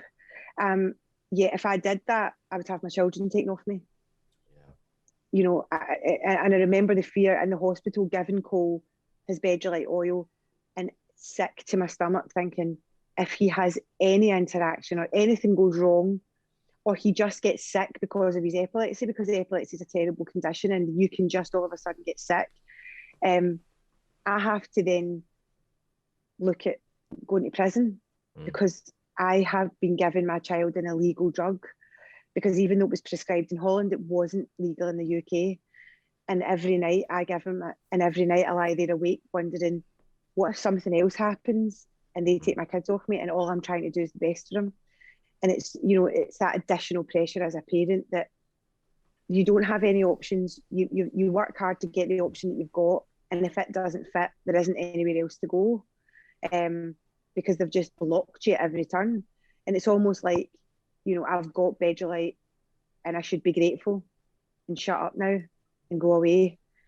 But there needs to be alternative options. There needs to be more knowledge and there needs to be more understanding and less stigma. Mm-hmm.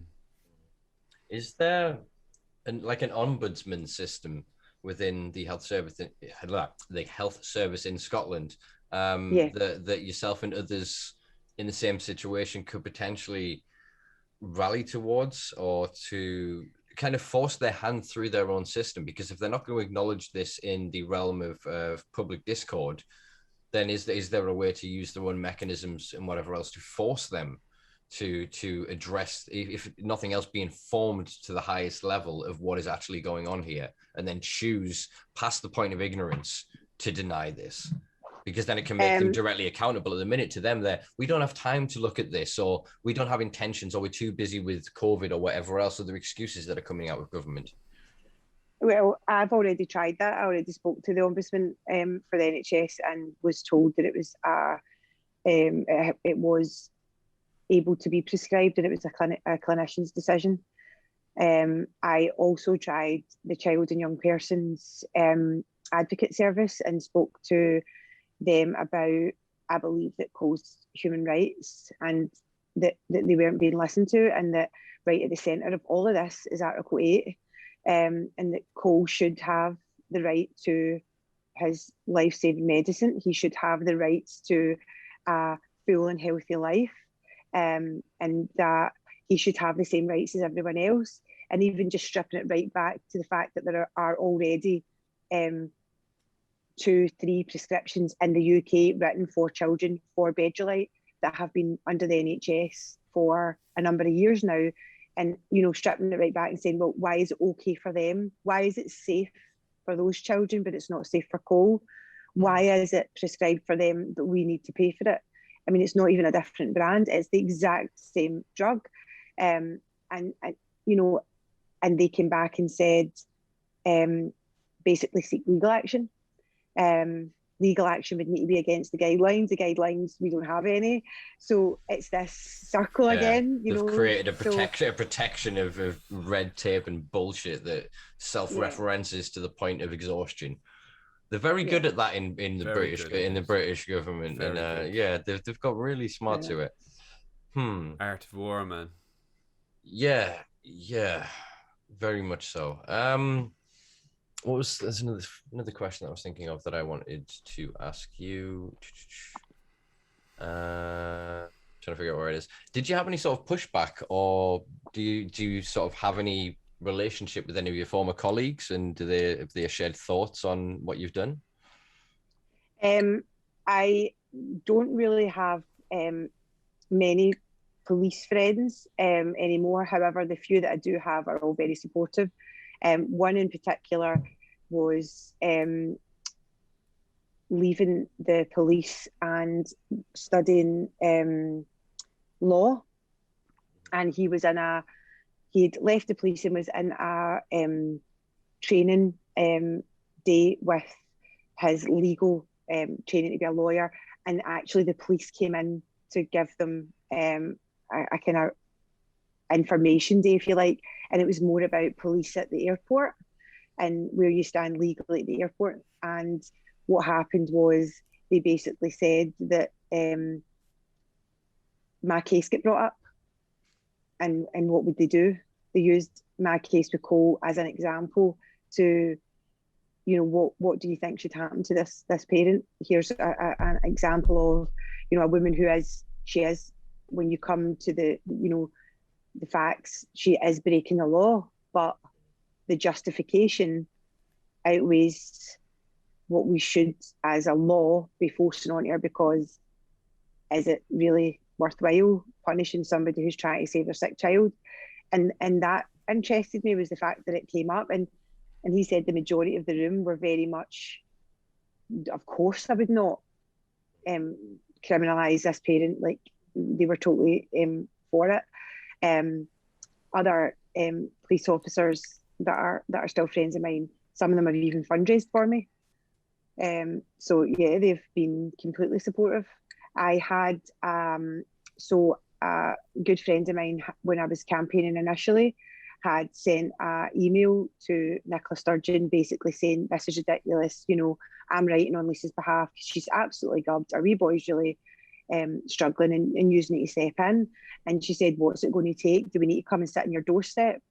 And within 2 days, I had a phone call from the public order unit in Glasgow, who deal with protests. And the cop that phoned me had said, you know, Lisa, I did a wee bit of kind of research before I phoned you. Turns out one of the cops that used to work with you's on my shift, and he said you're a good person, and he wanted to say, you know, I'm just getting asked to phone and speak to you. Are you going to do a protest? And if you are, going to let us know. And I just kind of laughed and said, I've got a sick wee boy, I'm not going anywhere. But if I am protesting, I'll be sure to let you know as my bum hits the seat, and we'll leave it there, you know. So I've had kind of both sides. Most of the negative comments that I've had for anything that I've done has been on social media, have been through posts. Some of them have been other parents, believe it or not, that are fighting the same fight as me. I'm sure you're well aware of the kind of fighting in the cannabis community, and not everyone gets on. So yeah, I've had that, and I've also had people send me messages, say things like, what was it? Instead of spending so much money on your plastic face, you really should just pay for your own son's medicine.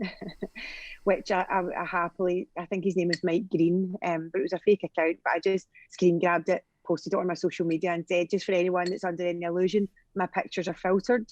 I don't actually look like this in real life. I'm sure you would realise that if you'd seen me face to face. So my face doesn't look like a stick in real life. And if anyone knows Mike, you can please pass this on, because he's blocked me and I can't return his lovely message. So yeah, you've got to take the good with the bad. You know, there's always going to be somebody that's got something to say that's not always positive. But I would say 95% has been very positive. So. Have you had? Oh, you got a point? No, I'm just like this. I'm aghast at so many points in this podcast. It's like I can't. This is something. No, this is something that we've talked about before. I mean, in terms of the keyboard warriors, but like, how the fuck can you say that to somebody that is literally trying to keep their child alive, and you have the fucking the lack of fucking genitalia to fucking not deal with that? Like, Jesus Christ. Well, So that's a sense of entitlement, and again, that comes with this idea of moral superiority, and that comes with drugs. So if you consume any drug, you're a druggie, and as we spoke of before, that makes you the same criminal as a thief, as a rapist, as a robber. As you are a dangerous individual. You are unruly, unregulatable. You are dangerous and vicious and could lash out at any moment. All of us are put into that spectrum, that unless you've had some form of experience or you've looked at anything other than the main narrative that has been played to you, if you haven't seen the wider culture and all of these other people and what they're doing, then you internalize that narrative. So then you feel entitled to cut down other people. So when you see the homeless people or whatever, rather than thinking of socioeconomics, you're going, must be a drug user. Drugs did that. Do you know? So it allows for this idea of a perpetuating of a false egoism that means that you never question any goddamn thing. So that narrative has created a really good chunk of people, and you know what those people do? They vote. So they're happy to keep those people quite happy. You know what a lot of people that do drugs do? They don't vote because they don't feel represented, because they're demonized, marginalized, stigmatized by the system. And so this has then created this two-tier reality of knowledge base that the criminals know far more than the system. In all walks of life of this at this point, because they have the lived experience. They've understood the real world implications of regulation, legislation, and law change, because they've lived it. They've been a victim to it. So again, the healthcare professionals and everybody on that level, they've never seen it. All they've ever seen is druggies come into their, stop your drugs and we'll help you. They've never wanted to listen to anything. Why are you doing this? How does it help you? They can't, and they refuse to acknowledge it. It's the Upton Sinclair quote of you can't expect a man to understand something if his salary is based on him not understanding it. And that's the position that we're in, is that they're paid by these institutions. They're empowered by the trusts. They're put in there by the medical bodies to give this advice, but their paycheck is dependent on them not giving that full, honest advice. They're perpetuating whatever they've been basically told. They are the spokesperson for that industry, rather than being somebody brave enough to be inquisitive enough to then actually go, there's thousands of people here saying this weed stuff helps them. Should we talk to them? Do you know what I mean? That's just not there. It really isn't. Like these druggies, these wrong-uns, these hippies, and they can't get it. And now they're suddenly at these private clinics, and because of the cost, pay to play entry fee, they're starting to see people from all goddamn walks of life, and people from quite upper classes now coming down that have gone, oh, well, we thought druggies was just what these unemployed people did to pass the time when they didn't have jobs. We didn't know that they can have therapeutic value or purpose or meaning. And it's that again, it helps to erode from the top down. So these physicians and individuals in the middle, they're getting hit from all sides. And I think it's an inevitability. It's just whenever we get the first global medical professional board to go, that endocannabinoid system, that's the main thing. Let's put that at the center and then attach the other stuff onto it and understand it. Because if we already know it's the largest regulatory system responsible for respiration through to reproduction, and it affects the vast majority, if not all, of the minor pathways and other linked systems and organs, if we take that out, it's like trying to look at a car and going and not looking at the engine, wondering why it won't start. That's what modern goddamn medicine is. So once we get there internationally, it'll fall out. And in the same way that when the UN first criminalized drugs and demonized cannabis through the 61 and 71 conventions, that all countries suddenly were like, oh yeah, that weed stuff's bad and it's wrong. Because it's the same thing that happened to yourself with that first bout of listening to the doctors with the Epidiolex and the surgery and everything else. These are people of authority. You listen to them, you trust them, because that's the apparatus we've grown up in over time. So if we can actually get the people of authority to not be willfully ignorant and actually be in a position, as they already are, to change shit, all we need them to do is listen to the people, is for them to actually step down off their moral high horse and understand that they are elected individuals. They were put there by the power of people. But as we said before, the problem is the people that I traditionally would have as an audience base, a lot of them, they don't engage in voting. They don't engage in that system. So they're not then represented by it. So then when the politicians go, well, none of my constituents said of X, Y, Z, it's because you've only engaged with the ones that are going to vote for you. Why would you engage with the people who say, you criminalized my life, you killed my brother, you did X, Y, Z, you know what I mean? And it's that wonderful mechanism by which, as I keep always saying, I am often accused of bringing everything back to ending the war on drugs is like the panacea of fixing the world, but it's not. It's like it's the root cause of the root of many of the future that will come to blossom. And I think that if we can get that narrative there, the idea of anything being a medicine yes, because there isn't that impediment of it being sinful or being immorally wrong. So they know you give cannabis to the kid and it does these positive effects. Well, our narrative on when you give it to adults, it does this. So that's why we're going to deny the child access to it. Yeah. And I think that once you lose that moralizing, then that's the easiest way for it. So I hope that I see that we're both on the battlefield together, and I hope that we meet at that final end as we all loop around, whereas the medical community and the people fighting for that established, standardized, consistent medications because it's what is necessary, and the people that are fighting for open access all around, we get to come together again and experience the end of the war, and not a continuation where either your side or my side or other sides are astroturfed by these huge corporations and tricked into building further monoliths of their restrictive models that mean, if you want cannabis, here's our 4 drugs, or else you go to prison.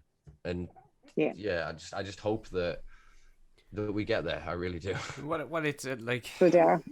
What it's sort of highlighted to me is there's something sort of that rang, Lisa, when you said they had the gall to say to you, "You're not what I expected," right? Yeah. From people that are supposed to be there to help people function, from a medical point of view, you are not what I expected. Your attitude is not what I expected.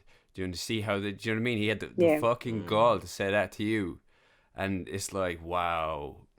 Anyway. Yeah, there's my 2 cents.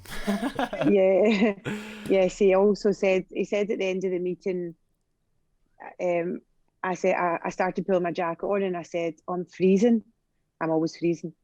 And he said, oh, is it cold in here? I wouldn't know. I've got a cashmere jumper. He did not fucking say that to you. He did. Fuck and off. I laughed. He did. And I laughed and said, I wouldn't know.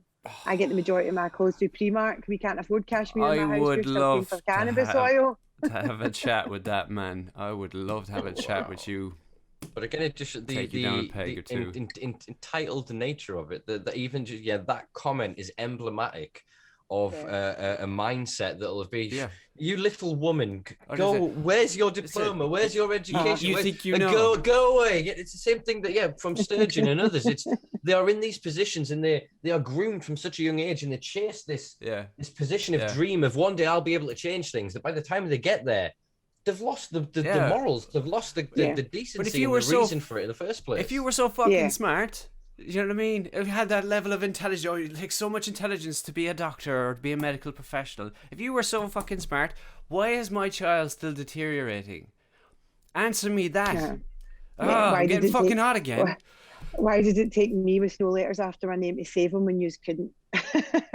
Exactly. Well, this is why I genuinely envision a long-term future where children like yours grow up to get those letters and they infiltrate the system and we steal it back. We not even steal it back, we liberate it, because all of these systems and institutions that have been built were set up to help the public, to provide better knowledge, to provide services, to provide a better quality of life, under the ideal that every year and under each generation, life should get better, not worse. We should incorporate the advancements. We should remain curious and open to new ideas and new concepts.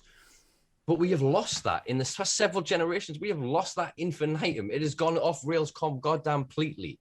And I think that we're at a point where the vast volume and spectrum of people that are advocating for cannabis now, the sheer weight and volume of that is just going to collapse upon them, and it's going to re-empower the people. And I think that the way that we can do that is through infiltration. As I've just said, I know some incredibly smart people, and I know a lot of goddamn young people. I know 16, 17-year-olds that know about cannabis what it took me to my 30s to know.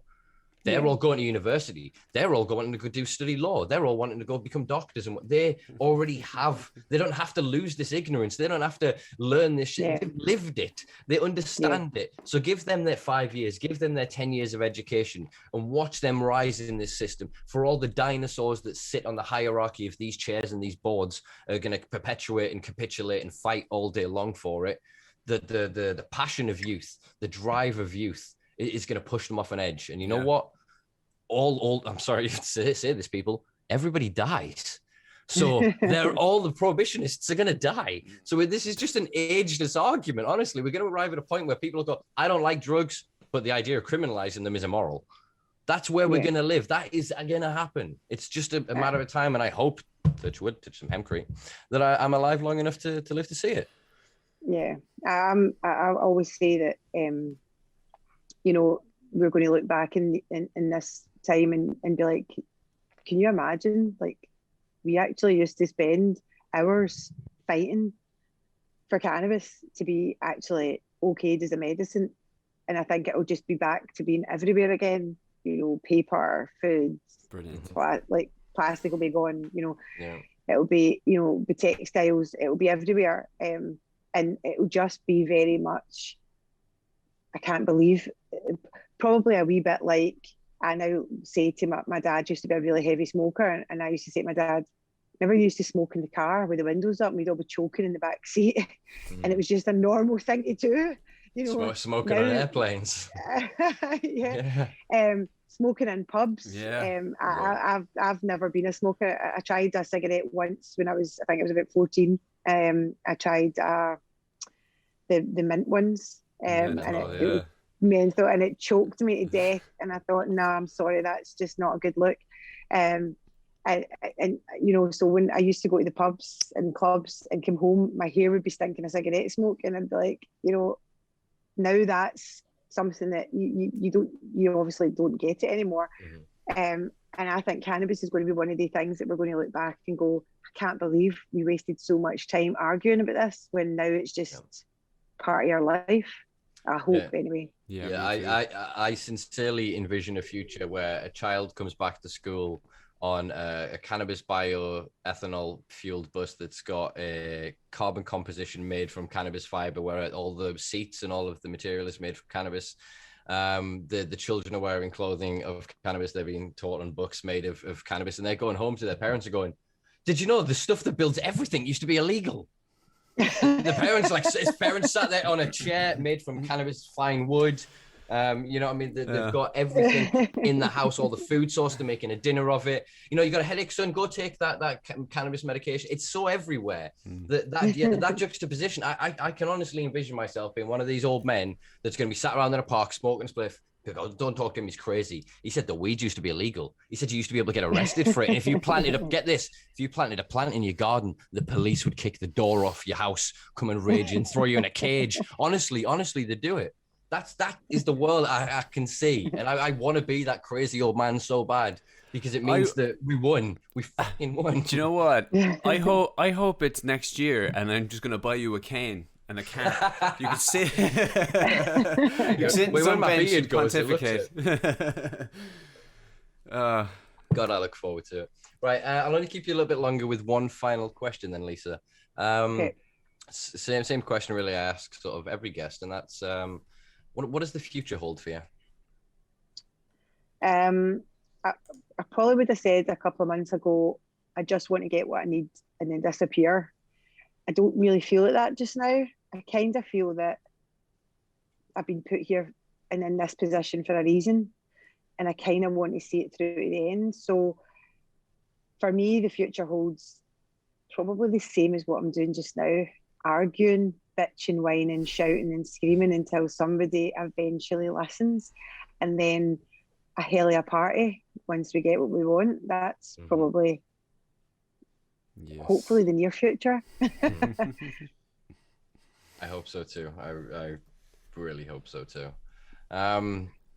Yeah, well, I suppose then all that is left is Mr. Maka. Could you potentially pull up the petition for me, please, sir? Yes, Jesus, you frightened the life out of me there for a So, second. yeah, I never give you instruction. It was Mr. That was polite, you know what I mean? Formal name. Whoop. So yeah, folks, we'll be putting the link in the description below to the latest petition that you can sign that can help Lisa hopefully gain some attention from the powers that be. Obviously, you may have heard over the past sort of hour or so of this podcast some things that may come across quite defeatist, but it's only ever we need just one opportunity. You need to catch them on a good mood. They're human too, you know what I mean? If life's going shit for them, if they sleep well, you know, they get laid the night before, they might look at this petition and actually do something serious with it. So it's always worth signing. Anything you can do to push clout. Is there anywhere that you are currently fundraising, Lisa, that people could potentially help? I've got a GoFundMe page that's set up for Cole. You'll get the link if you type in Cole's life-saving medicine, I think it is. And if you can't find it there, you'll get it on either my Facebook page or Cole's. It's Cole's Fund for Sick Kids. It's his own Facebook page that's basically just all the stories and links to everything that I'm doing. Okay, excellent. We'll also provide a link to that below in the description, and I think Maka may very well have found it by the shiny look in his eyes there. For once, I actually find something. Can you believe it? I'm proud of you, man. See, progress. We're getting there. Well, I suppose all that's left is to once again thank you, Lisa, for giving us your time, and for sharing your story with us. I hope that people find it useful. I hope you don't mind. We'll also share potentially a link to yourself below that if others who have got a similar sort of story or potentially that would like to reach out to you, I think that would be good to create that space for them to do so. Yeah, my Facebook page is public, and if they message me on Messenger through Facebook, I always reply to everyone that reaches out to me. So I'm happy to do that. Excellent. So I hope that will be useful to some of our listeners and viewers. All that is left to do then, guys, is the usual spam and housework, which is you can find us on all social media platforms at The Simpa Life. Do check out my new weekly live on a Thursday on Twitch, YouTube, and Facebook. Maybe coming soon to other platforms if I can figure out Streamlabs. It's a bit of a headache, but we'll get there. If you've enjoyed this video, if you've enjoyed any of the content that we produce on thesimpalife.com, including all of our weekly blogs, please check out patreon.com/thesimpalife and help me keep the lights on at this place and the internet paid for and all these services that we need to keep running and to keep the lights on for another week. Been a pleasure. Maggot, thank you as always, sir. Lisa, once again, thank you very much. Peace and love, folks. Hope you have a wonderful week. We'll see you later.